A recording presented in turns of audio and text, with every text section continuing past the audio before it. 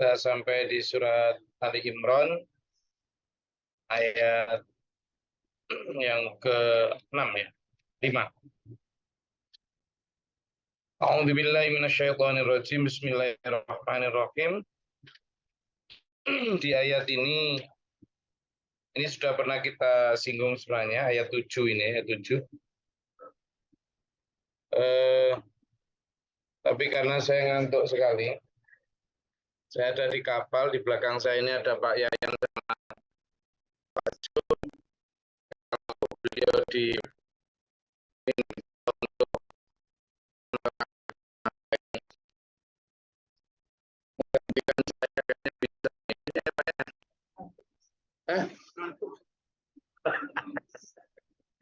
kita sama-sama ngantuk, kita ada di kapal ini. Pak Warso tahu kalau mau tak suruh jadi pindah ke atas ya. Nih, ya mau ngantuk ini, teman. Gimana saya mau izin ini? Saya belum tidur belas dari pagi layanan sukses terus lanjut ke Lampung Utara, belum tidur nyampe, data berangkat lagi. Ya. Pak Yan, Pak Jo, coba terangkan, saya tak ngantuk sebentar. Katanya Pak Yan alasan nggak kopiah kali. Iya.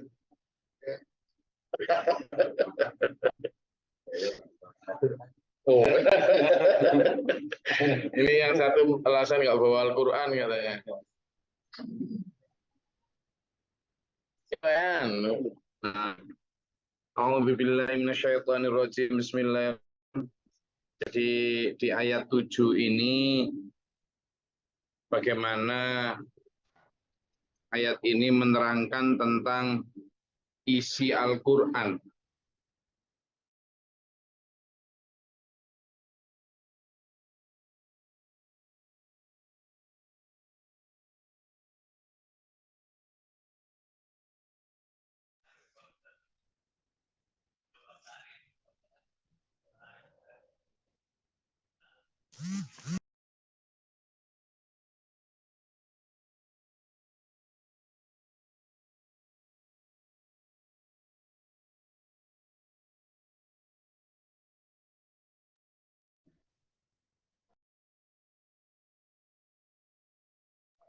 Suaranya hilang, guys.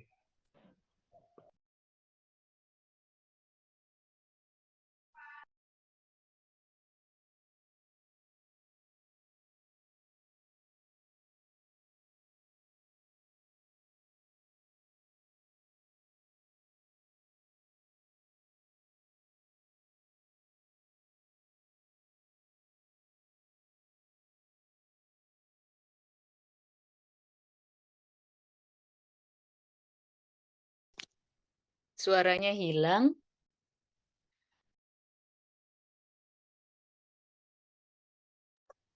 Ngapunten, memang sedang di kapal signalnya. Kebetulan beliau Gus Glory berada di musola bawah sehingga signalnya sangat sulit. Mohon untuk sabar sejenak. Nggih.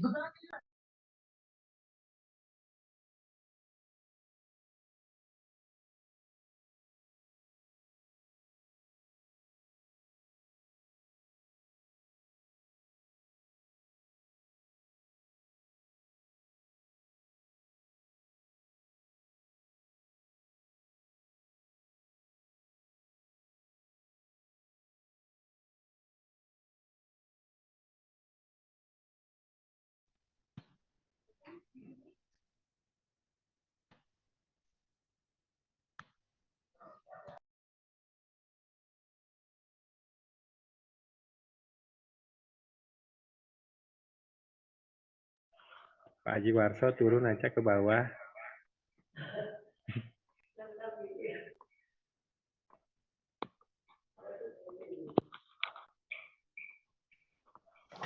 Ke atas agak jelas suaranya. Tadi Pak Warso jelas suaranya tuh. Mungkin Gusnya suruh naik ke atas saja.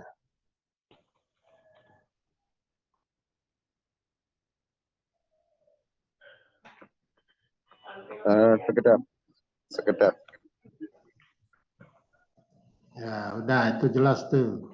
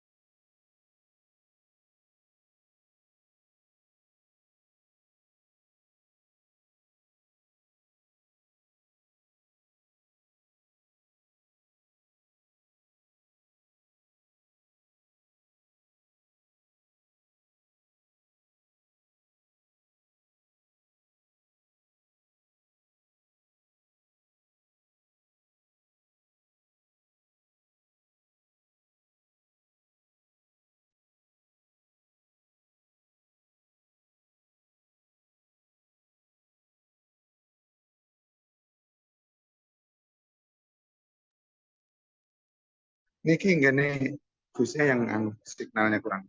Enggak, sama wifi-nya udah. Ya, jadi harus ganti nomornya ini. Jadi di situ disebutkan al-diwallati anzala, Allah yang menurunkan Alkitab kitab alaika kepadamu Muhammad. Hunna. Nah, di dalamnya itu ada umul kitab, ada yang merupakan hal-hal yang muhkamat, ada hal-hal yang sifatnya mutasyabihat. Muhkamat itu apa? Muhkamat itu ayat-ayat yang berisikan kandungan jelas, tidak terlalu banyak memerlukan tafsir, karena memang maknanya, hurufnya, dan juga segala pernik tafsir yang terkandung di dalamnya juga jelas. Nah, tetapi bagi orang-orang yang fi qulubihim zaighun, bagi orang-orang yang di dalam hatinya ada kecondongan kepada kesesatan, dia orang Islam ya, dia orang yang percaya Quran juga. Cuma kegemarannya itu mencari-cari alasan. Kita ke atas ini, ini sama juga. Ini sebenarnya.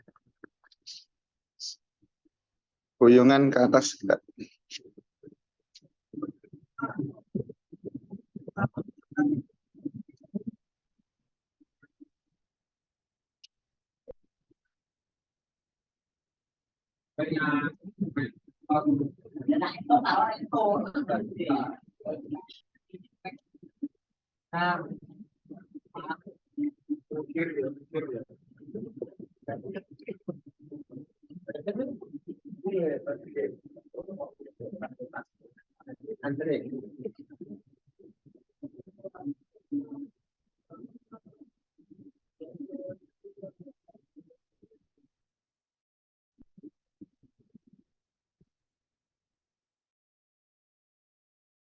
Apa mungkin kursi? Ini ingin kita.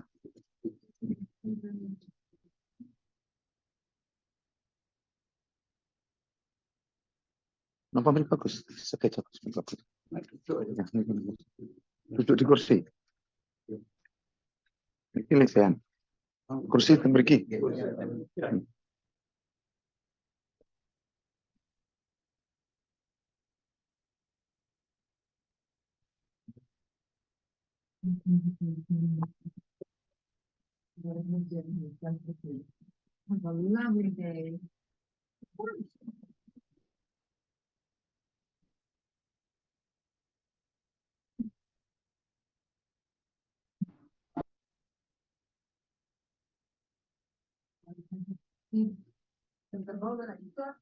Bagus. Sampun ngambil hotspot sampai.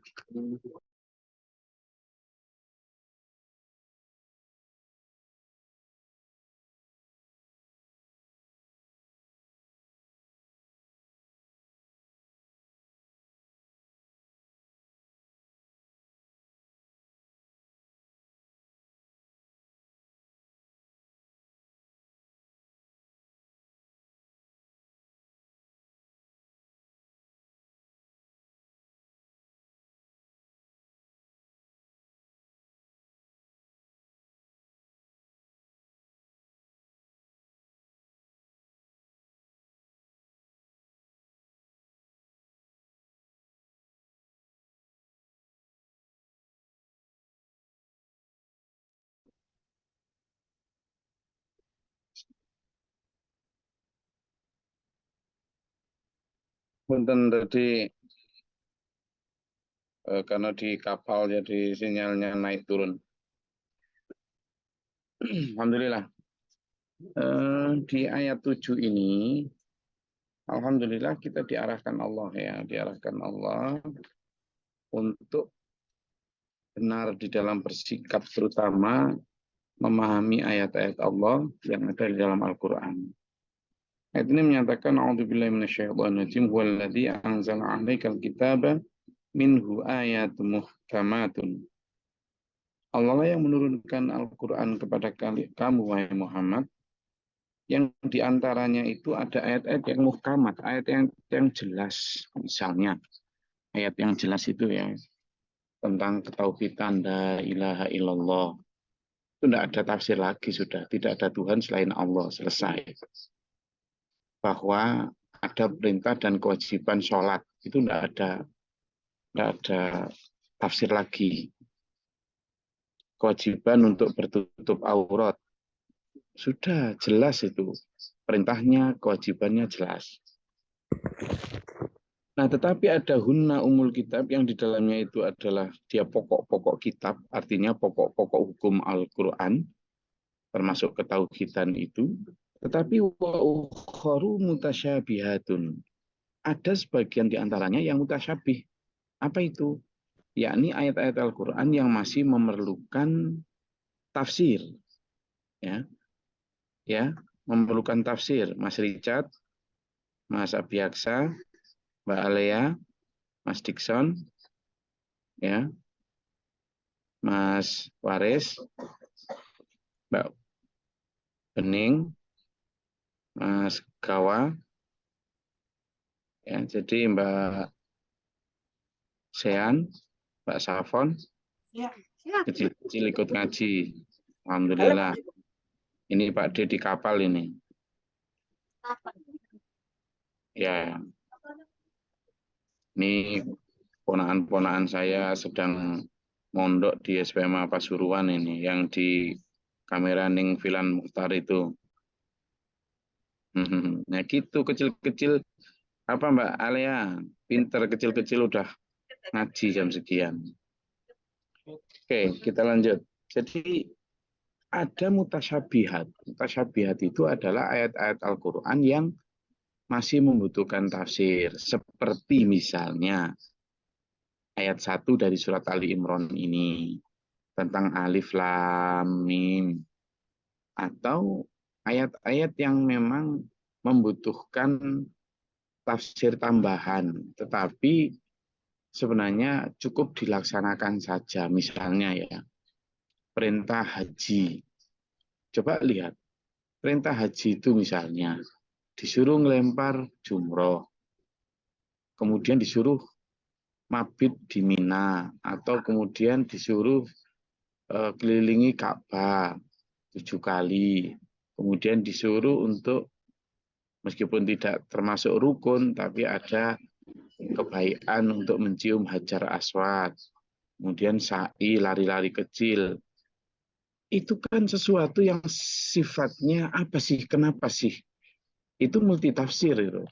Tetapi buat orang-orang yang di sini disebut orang-orang yang sebenarnya fa'amal ladzina fi qulubihim zaygun, orang-orang yang dalam hatinya itu ada kecondongan kesesatan itu selalu dia itu fayattabi'una ma tasyabaha, justru mengikuti yang syubhat-syubhat yang tidak jelas.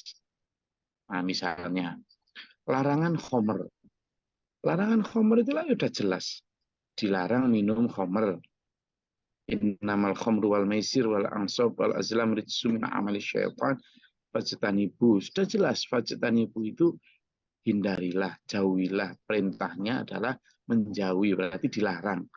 Tapi orang-orang yang fi qulubihim zaighun, orang yang dalam hatinya ada penyakit, dalam adanya dicari-cari, itu kan kalau memabukkan. Kalau tidak memabukkan kan tidak apa-apa. Akhirnya ada istilah wine tapi 0% alkohol.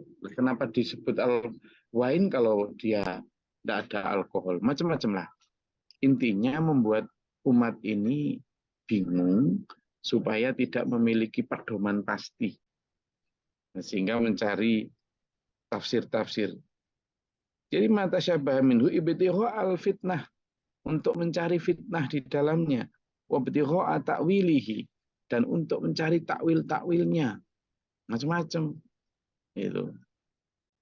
Hal-hal yang tidak penting yang dibahas itu. Tentang misalnya tafsir buah khuldi, lalu kemudian khuldi diartikan macam-macam sampai kemudian dibikin jimat dan lain sebagainya. Nah, hal-hal yang kayak gitu yang dilarang. Kenapa? Karena orang-orang yang itu sebenarnya sok tahu saja, karena wa ma ya'lamu ta'wilahu illallah. Karena tidak ada yang tahu takwilnya kecuali Allah. Nggak ada kayak alif lam mim tadi. Tidak ada yang tahu. Yang tahu ya Allah. Gitu. Nah, kita sebagai orang-orang yang beriman harusnya kayak ada perintah tawaf, mengelilingi Ka'bah dan sebagainya. Warrasikhuna fil ilmi yaquluna amanna bihi kullum min 'indi rabbina. Kalau orang-orang yang mendalam ilmunya, yang ngaji tiap hari, dia akan selalu aman. Saya beriman, saya percaya semuanya dari Allah. Sama misalnya pada saat kejadian Isra wal Mi'raj. Nabi Muhammad mengkabarkan bahwa barusan semalam melaksanakan perjalanan dari Makkahul Mukarramah ke Yerusalem, ke Baitul Maqdis. Hanya dalam semalam. Itu pun nggak semalam penuh. Kenapa? Karena dari Baitul Maqdis atau itu ila Sidratil Muntaha menuju ke langit yang ketujuh di malam yang sama juga. Perjalanan yang impossible. Perjalanan yang bombastis bagi akal manusia. Tapi coba, ketika peristiwa itu disampaikan, menjadi rumor di tengah masyarakat Mekah, sampai di Abu Jahal, memang Muhammad itu gini-gini menghina nggak karuan pada Nabi. Tapi begitu datang sampai di telinganya Abu Bakar, setidak masuk akal apapun yang disampaikan oleh Nabi Muhammad SAW, buat Abu Bakar semuanya make sense, masuk akal. Sehingga ketika mendengar cerita tentang Isra Mi'raj, ya, apapun yang diceritakan oleh Rasulullah Muhammad, saya akan percaya. Sudah, ya itu aja. Pasal bongkoan. Padahal diawali dengan warasikhuna. Berarti dia memang orang-orang yang berilmu beneran. Itu selalu apa? Percaya. Kami beriman. Kullu min 'indi rabbina, semuanya dari Allah. Wa ma yadzakaru illa ulul albab, tapi memang jarang orang bisa mengambil pelajaran kecuali orang-orang yang berakal. Nah, sehingga kita ini ayo jangan jadi Bani Israel, ayo jadi apa ya, Bani Adam yang taat kepada Allah dan Rasulnya secara sami'na wa ata'na. Itu jangan banyak tanya, jangan banyak mencari takwil dari hal yang mutasyabih. Ayo kita laksanakan yang muhkamat, yang jelas saja. Jangan karena misalnya tidak cocok su, dicari-carikan dalil pembenar dari perilaku kita. Jangan. Misalnya tentang tutup aurat itu, masih banyak orang yang mencoba mencari-cari takwil dari itu, mencari-cari tafsir dari itu agar tidak jadi kewajiban tertutup aurat. Ini hanya untuk memuaskan nafsu saja. Nah, itu yang kayak gitu yang tidak boleh. Boleh ada lagi mana? Wes, ketika perintahnya begitu, ya laksanakan begitu. Tapi gini, tapi gitu. Semua tapi di akan tereliminir dengan taatnya kita kepada Allah apa adanya. Oke? Oh, kalau ada yang mau disampaikan.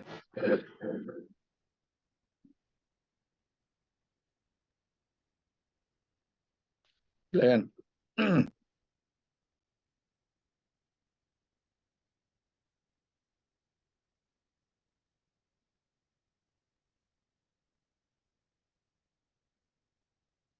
Ada tentang surat Ali Imran ayat 7 tentang isi Al-Qur'an yang sebagian muhkamat dan sebagian mutasyabihat. Silakan sambil tak tungguin ngantuk-ngantuk dikit di ruangan kapal ini.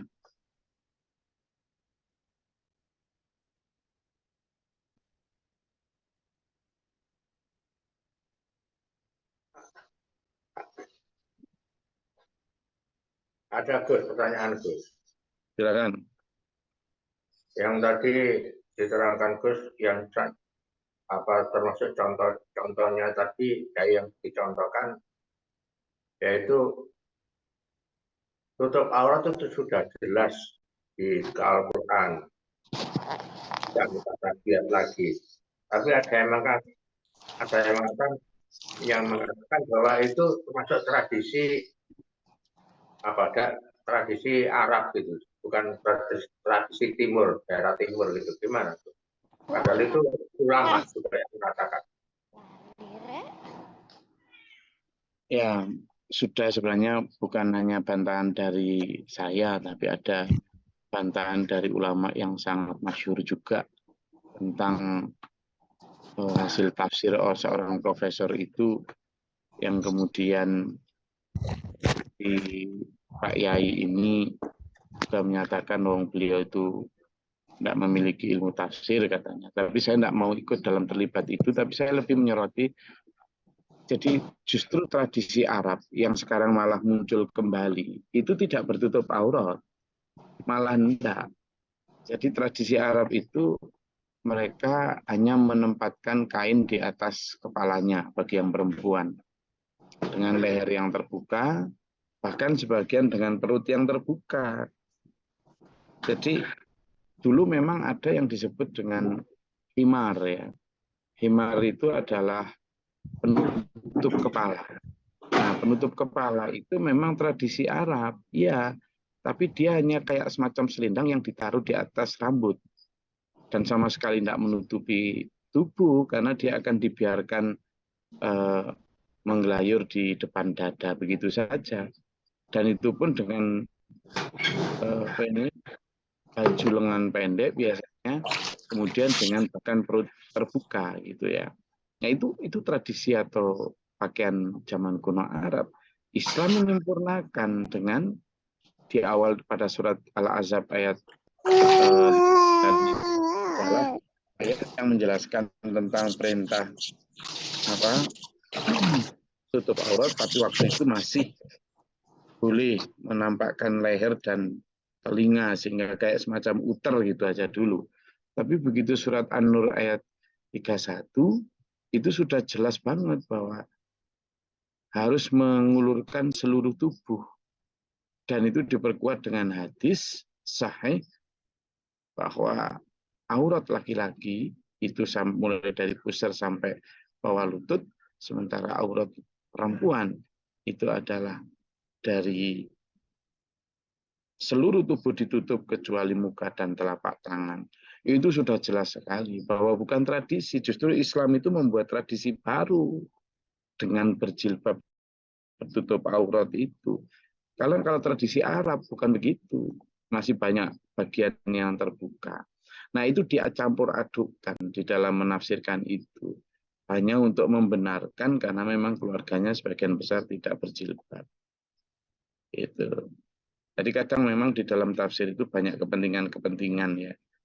Nah yang tafsir tanpa kepentingan itulah yang harusnya kita ikuti. Ada lagi?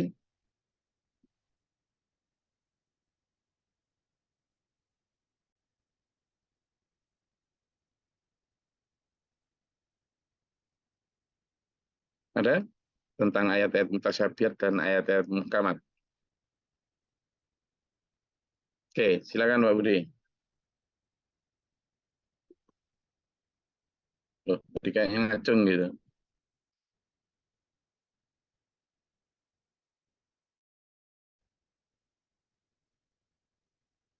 Silakan.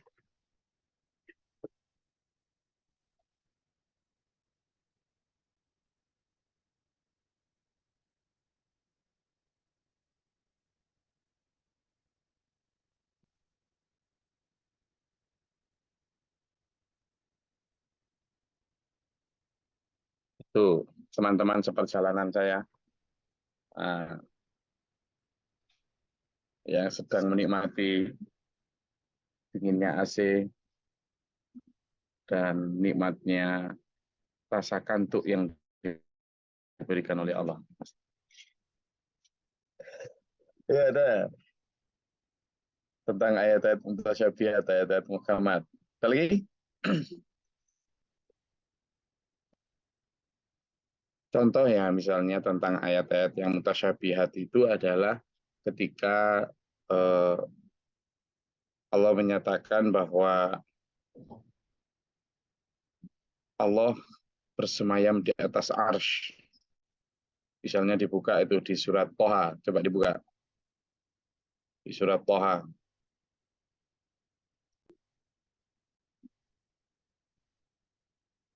Ayat ke-5.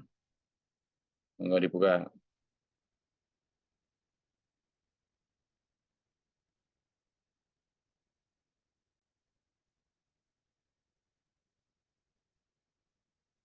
Banyak sebenarnya, tapi saya kasih contoh itu aja. Monggo dibaca.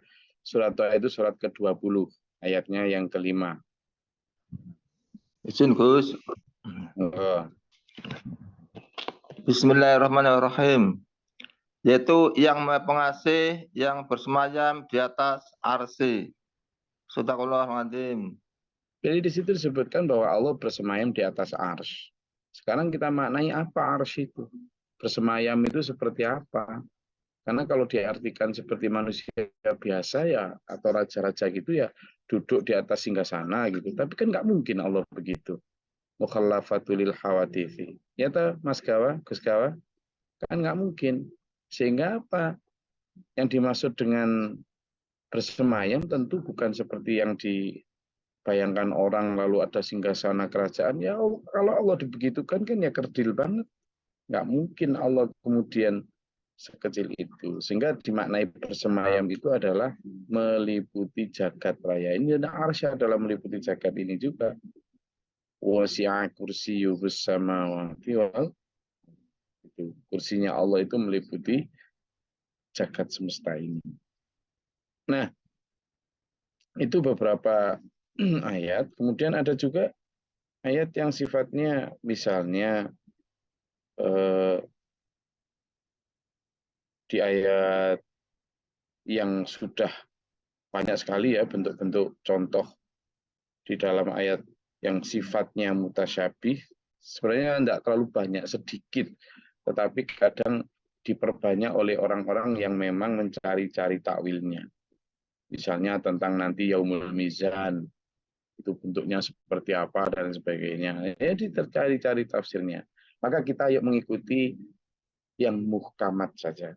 Hal-hal yang sifatnya mutasyabih, selama itu bukan bentuk perintah dan larangan, kita serahkan kepada Allah bagaimana takwilnya. Saya rasa itu dulu dari atas kapal Bakahuni Merak. Kita tetap kaji, sengantuk apapun, kita tetap mencari, mengais sangu-sangu yang bisa kita kumpulkan. Meskipun dengan ngaji saja, insya Allah memberikan keberkahan kepada saya dan sampean dimanapun berada. Insya Allah juga diberikan pahala, insya Allah juga diberikan ampunan dosa dan ilmu yang manfaat yang diamalkan untuk keselamatan dunia sampai di akhirat. Amin. Allahumma sholli wa sallim ala sayyidina Allahumma fil mu'minin wal mu'minat wal muslimin wal muslimat. Allahumma atina fi man hadayta wa afina fi man afayta wa lana fi man tawallayt وبارك لنا فيما أعطيت من الشر ما قضيت فإنك تقضي ولا يقضى عليك وإنه لا يذل من وليت يعز من أتيت تبارك ربنا وتعالى لك الحمد لله ما قضيت استغفرك وأتوب إليك اللهم ادع عنا البلاء والوباء ونجنا من الجن والشيطان وجعل ربنا نجينا اللهم ارفع ذاتنا وتنيتنا وانا من تكتبنا مع الشهيدين ربنا لا تزغ قلوبنا بعد إذ ربنا اجعلنا مسلمين لك ومن ذريتنا أمة ربنا آتنا في الدنيا حسنة وفي الآخرة حسنة وقنا عذاب النار واغفر لنا في الناس سبحان ربك رب العزة عما يصفون سلام على المرسلين الحمد لله رب العالمين السلام عليكم ورحمة الله وبركاته. Waalaikumsalam warahmatullahi wabarakatuh. Allahumma arhamna bil Qur'an. Ij'alhu lana imama